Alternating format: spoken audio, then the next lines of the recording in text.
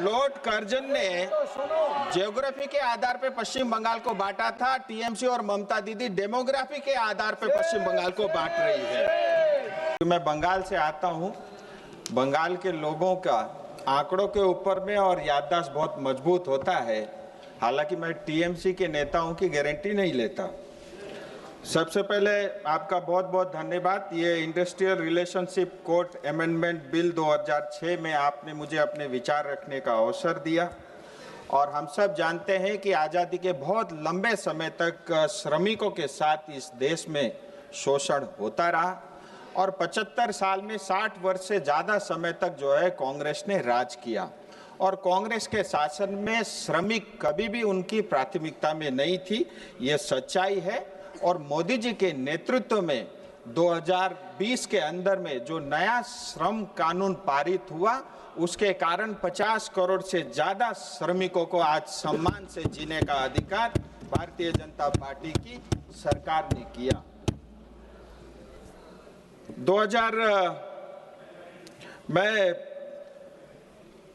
ये जो पहले जो श्रम कानून था, करीब 29 अलग अलग तरह के कानूनों का जंजाल था, उसको जो है 4 कानूनों में समाहित करके code on wages, code on social security, the occupational safety health and working condition code और चौथा द इंडस्ट्रियल रिलेशन कोड, ये 4 नए कानून इसी सदन में पारित हुआ। और इसके कारण जो है श्रमिकों को अनेक फायदे हुए। अभी बहुत सारे यहाँ गलत जानकारी रख रहे थे।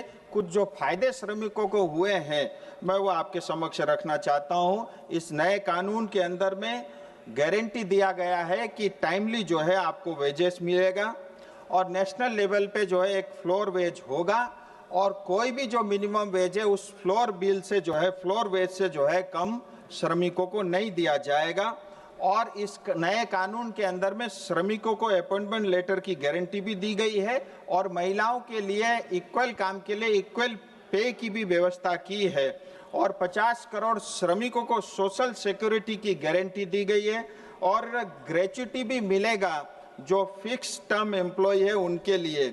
और गारंटी ये भी दी गई है कि जिनकी आयु 50 से ज़्यादा है उनको एनुअली हेल्थ चेक होगा, वो भी फ्री में, और ESIC का कवरेज जो है सभी को मिलेगा।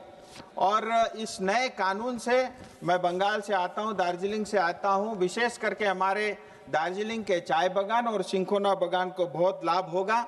मुझे ये बताते हुए बहुत दुख होता है कि आज पश्चिम बंगाल में अनस्किल्ड लेबर के लिए भी मिनिमम वेज जो है 350 रुपये है, लेकिन प्लांटेशन लेबर एक्ट के अंतर्गत जो है चाय बागान में काम करने वाले श्रमिकों को मात्र 250 रुपये मिलता है।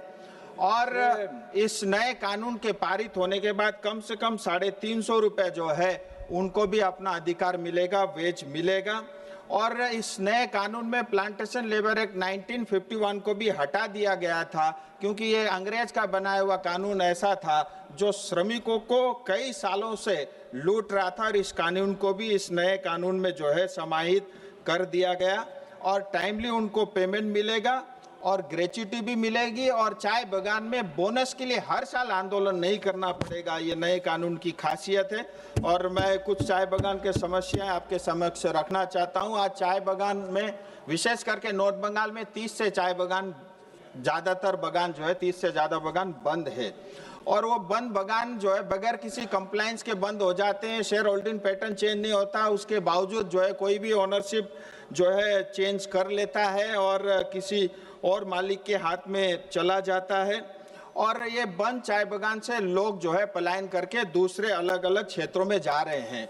उसके कारण जो हमारे वहाँ के लोकल बासिंदा है वो पलायन करके जा रहे हैं और टीएमसी सरकार बड़े आसानी से जो है रोहिंग्यास और बांग्लादेशी घुसपैठियों को चाय बागान में बसा रही है। इनको बहुत तकलीफ होगा, मैं आपको बताना चाहूंगा। लॉर्ड कर्जन ने ज्योग्राफी के आधार पर पश्चिम बंगाल को बांटा था। टीएमसी और ममता दीदी डेमोग्राफी के आधार पर पश्चिम बंगाल को बांट रही है और उसकी सच्चाई मैं आपके समक्ष रखना चाहूंगा। आज चाय बागान के अंदर में 30% जमीन जो है मालिकों को दे दी गई होटल और रिजॉर्ट बनाने के लिए, लेकिन चाय बागान, दार्जिलिंग के चाय बागान 1860 के हैं और इतने साल होने के बाद भी चाय बागान के श्रमिकों को जमीन नहीं दिया, उनके साथ जो है मनमानी टीएमसी सरकार लगातार कर रही है। और आपके माध्यम से मैं चाहता हूं, ये जमीन हमारे अपने पुरखों की है और इन जमीन पे हमारा अधिकार है, ये जमीन हमको मिलना चाहिए। और पीएफ, मैं आपसे डरने वाला नहीं हूं, आप धमकाओ मत, आप धमकाओ मत। मैं टीएमसी से नहीं डरता, बंगाल की 10 करोड़ जनता भी आपसे नहीं डरती। आपने पश्चिम बंगाल को लूटने का काम किया है। राजू जी, आप चेयर को संबोधित कीजिएगा, अंत में चेयर से संबोधित कीजिएगा।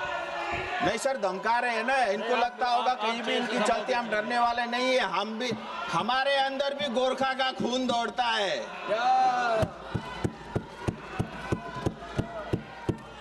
सर, मैं आपको एक और अहम मुद्दा आपके समक्ष रखना चाहूंगा। इसी सदन में 2023-24 के बजट सेशन के दौरान 1000 करोड़ रुपए मोदी जी ने चाय बागान के श्रमिक, विशेष करके महिलाओं और बच्चों के लिए आवंटन किया था। 600 करोड़ रुपया उसमें आसाम का था और आसाम ने 600 करोड़ रुपए अपने श्रमिकों को और विशेष करके महिलाओं को दे दिया। पश्चिम बंगाल का 400 करोड़ रुपए पड़ा हुआ है और पश्चिम बंगाल सरकार वो पैसा श्रमिक को नहीं दे रही है, क्योंकि चाय बागान के अंदर में मोदी जी पॉपुलर होंगे, इनको ये डर लगता है। लेकिन इनको ये नहीं पता, ऑलरेडी मोदी जी पश्चिम बंगाल में ममता दीदी से ज्यादा पॉपुलर है। मैं आपके माध्यम से भारत सरकार से ये निवेदन करता हूं, विशेष करके मंत्री जी हमारे बीच बैठे हुए हैं, कि ये 400 करोड़ जो रुपया है, नॉर्थ बंगाल में 5 लाख से ज्यादा चाय बागान के श्रमिक है। हर एक चाय बागान के श्रमिकों को टी बोर्ड के माध्यम से, डीबीटी के माध्यम से डायरेक्ट ये पैसा उनको देने का काम करे, ये भी मैं निवेदन आपसे करना चाहता हूँ। सर, अंत में सर मैं कंक्लूड करूं, आपको 30 सेकंड मैं थोड़ा नेपाली में थोड़ा अपना विषय रख करके कंक्लूड करना चाहता हूं। सर, जल्दी कंक्लूड कीजिए। दार्जिलिङ तराई डुवर्सको जनता धेरै लामो समयदेखि न्यायको माग गर्दै आइरहेका छन्। सर, नेपाली में बोल रहा हूँ, अपनी मातृभाषा में। यसको कारणले गर्दा विगतमा थुप्रै आन्दोलनहरू भए, अर्ध स्वायत्त निकाय हुन्छ भनेर जीटीए थापेका थियौं, तर जीटीएलाई पनि पश्चिम बंगाल सरकारले चल्न दिएन। यस कारणले गर्दा 2017 मा फेरि आन्दोलन भयो। हाम्रो क्षेत्र राष्ट्रिय सुरक्षाको दृष्टिले अत्यन्त संवेदनशील छ।